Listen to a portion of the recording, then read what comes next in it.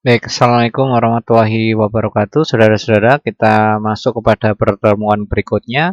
Kali ini saya akan mencoba untuk menerangkan tentang salah satu permasalahan yang sudah saya berikan juga, yaitu Anda disuruh untuk menghitung FVB maupun KPK dengan menggunakan algoritma Euclid ya. Jadi ini di sini disebutkan bahwasanya algoritma Euclid sering sebenarnya disebut dengan algoritma pembagian. Suatu algoritma adalah suatu prosedur, ini sudah berkali-kali suatu operasi ya. Jadi nanti kan Anda bisa menggunakan algoritma itu ataupun runtutan permasalahan itu untuk menyelesaikan permasalahan-permasalahan yang terkait dengan FVB maupun KPK seperti itu. Jadi GCD ataupun FVB gitu ya, faktor persekutuan terbesar dari dua bilangan adalah suatu bilangan terbesar yang dapat membagi habis kedua bilangan tersebut. Misal terdapat dua bilangan M dan N, maka GCD ataupun FVB dari bilangan tersebut akan mengikuti langkah-langkah seperti ini, yaitu bagi bilangan M dan dianggap M dan anggap R suatu sisi bagi dan kemudian nilai dari R akan memenuhi bilangan berikut jika 0 itu sama dengan R ataupun R-nya sama dengan 0 dan sebagainya. Nah,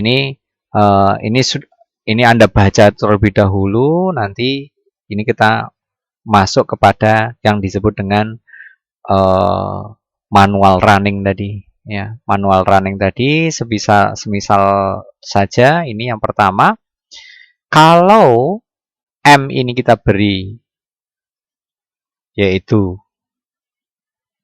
M-nya ini adalah 24, kemudian N itu 30, maka FPB dari M dan N ini adalah sekian, yaitu pertama kali kita bagikan 20 dibagi 30, kemudian ternyata di sini hasilnya kan 0 karena 24 dibagi 30 itu kan lebih kecil ya.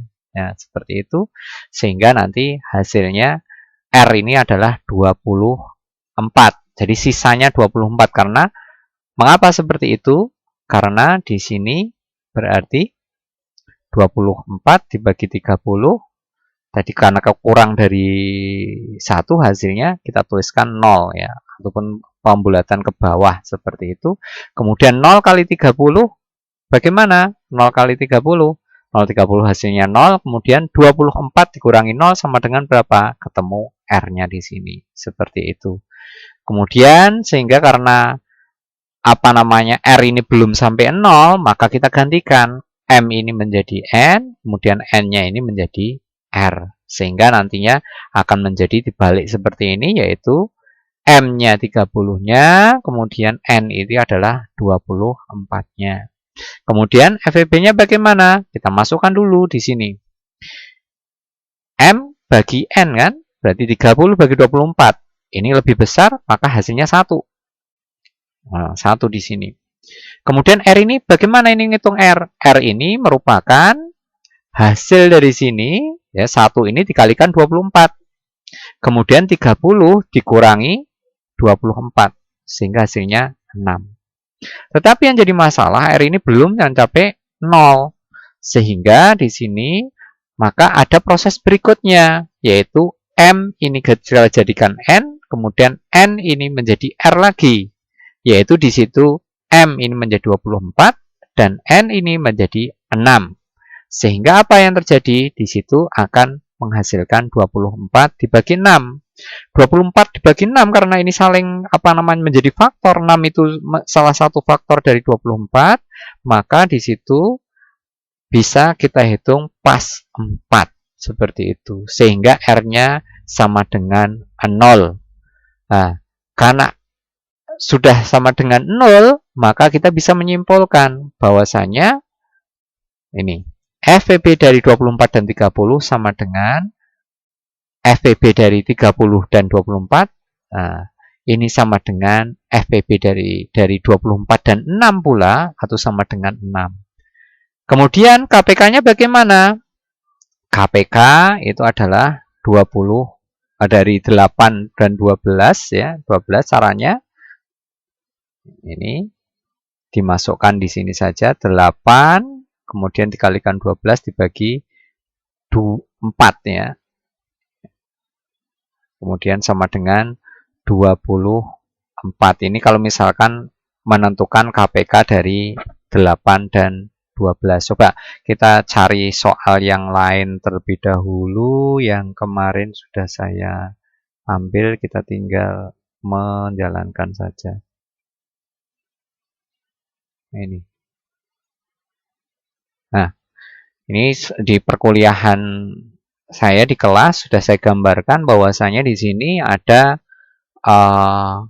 M dan N seperti itu ya. Semisal saja sebagai contoh saja, ini di sini ada start, kemudian ini adalah M0 dan N0 ataupun MO dan NO.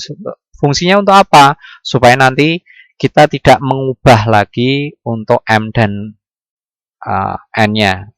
Ini nanti kita berikan bahwasanya M sama dengan M0, N sama dengan N0. Nantinya ada fungsinya di sini. Ya, jadi kita ubah, berarti kalau seperti ini, M ini bernilai berapa? Bernilai 30, kemudian N ini bernilai 12. Setelah itu kita tampilkan suatu variabel baru yang harus kita berikan untuk apa? Untuk sebagai penghubung ya, penghubung, karena tadi kalau di definisinya di sini kan dapat dikatakan ini tidak ada kejelasan hubungannya bagaimana ini. 0 ini apa ini? Seperti itu kan tidak ada kejelasan. Makanya kita beri alternatif supaya ada hubungannya, kita beri variabel H ini. H ini sebagai penghubung saja, yaitu M per N. Nah, kemudian R ini kita artikan sebagai tadi yang sudah saya terangkan, M dikurangi H dikalikan dengan N. Jadi ini H dikalikan dengan N. Kemudian di sini apakah R ini bernilai sama dengan 0? Ingat di sini ada sama dengan 2, artinya apa? Bukan R sama dengan 0, tetapi apakah R ini bernilai 0? Ini kan pertanyaan. If itu kan pertanyaan, ya. Jika R bernilai 0 seperti itu. Kemudian jika R bernilai 0, maka jika jawabannya tidak, ternyata, maka di sini nanti ada pemfeedbackan ataupun pengembalian di sini. Jadi kalau tidak bernilai 0, maka M ini dijadikan N, berarti tukarkan, kemudian N dijadikan nilainya bernilai R. Ya. N bernilai R. Ini sebetulnya sama saja dengan ini tadi. Jadi proses ini, M sama dengan M dan sama dengan R di sini. Kemudian jika ini bernilai iya, artinya R ini betul-betul 0, maka kita sudah langsung ketemu FPB-nya. Sedangkan bagaimana untuk menghitung KPK-nya? KPK sama dengan M0. Ya, ini ingat di sini M0. M0 ataupun MO ya. MO di sini berarti nilai awalnya di sini berarti 30, kemudian di sini adalah N0-nya. Ini nanti kalau sudah di running manual gitu. Nah, dibagi dengan apa? Dibagi dengan FPB-nya seperti itu. Kemudian nanti ditulis hasilnya FPB dan KPK dan selesai. Nah, coba kita running manualnya. Ini tadi pengertiannya. Jadi if itu R jika sama dengan nilainya bernilai R bernilai 0, bukan R sama dengan 0 ya, tapi apakah R ini bernilai sama dengan 0 seperti ini. Jadi bedakan antara penulisan seperti ini dengan yang seperti ini. Oke. Coba kita lakukan running manual yang seperti tadi saya jelaskan tadi.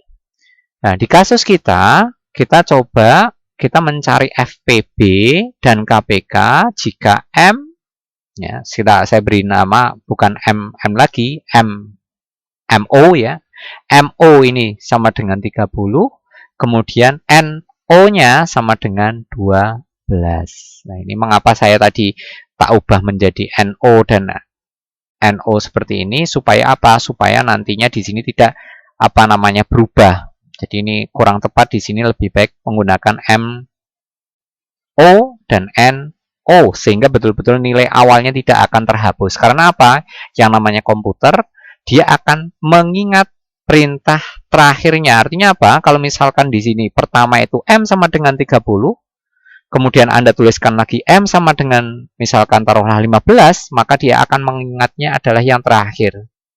Jadi yang diingat komputer itu yang terakhir, kecuali kalau misalkan Anda membuat memori khusus, yaitu misalkan M1 sama dengan 30, M2 sama dengan 15, tentu saja Anda harus, kalau ditanya M sama dengan berapa, ya dia tidak akan menjawab. Karena yang dia tahu hanya M1 dan M2 seperti itu.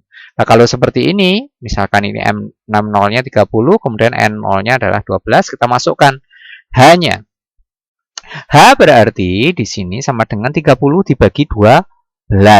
Nah, 30 dibagi 12 tentu saja hasilnya akhirnya 2 koma ya, tapi yang kita tuliskan adalah 2 saja. Jadi tidak sampai komanya. Jadi ya, kalau di dalam proses di proses apa namanya MATLAB kita sebut dengan floor, nanti akan saya ajarkan berikutnya. Kemudian R ini sama dengan 30 dikurangi ini hanya tadi 2 dikalikan 12 berarti R ini sama dengan 6. Kemudian kita masuk kepada langkah yang R ini. Apakah R ini bernilai 0? Oh, ternyata R ini tidak bernilai 0. Nah, tidak bernilai sama dengan 0. Sehingga apa? Kita akan memproses di sini. Nah, ini kita tuliskan di sini runningnya. Yaitu M menjadi 12 dan N menjadi 6. Kalau sudah menjadi 6 seperti ini, kita masukkan lagi. Coba. Hanya bagaimana? Berarti 12 dibagi 6 sama dengan 2. Dilalah pas. Sehingga R ini menjadi 0.